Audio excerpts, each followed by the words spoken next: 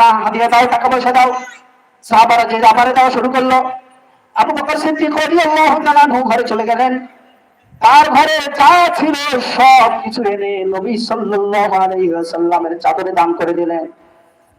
সম্পদ যা ছিল সব এনে দিছে। দিয়ে আবু বকর সিদ্দিক একটু গোপনে দাঁড়াই আছে, তো লজ্জিত লজ্জিত যে আমি যে দিলাম সামান্যই তো দিলাম। আবু বকর দেখছে দেশে কি সামান্য অল্প কিছু, কিন্তু পুরাটা কতক্ষণ বুঝেন না?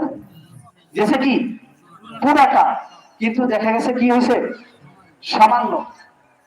ওমর রাদিয়াল্লাহু তাআলা আনহু তিনি তার সম্পদের অর্ধেকটা এনে দিয়েছেন। দিয়ে তিনি চিন্তা করতেছেন আজকে আবু বকরকে ছাড়াই যাবো দানে। কারণ ইতিপূর্বে আবু বকর রাদিয়াল্লাহু আনহুকে আমল দিয়ে হারানো যায় না। তিনি অর্ধেক দিয়া তিনি মনে মনে চিন্তা করতেছেন আজকে আবু বকর আমার সাথে দানে পারবে না। আবু বকর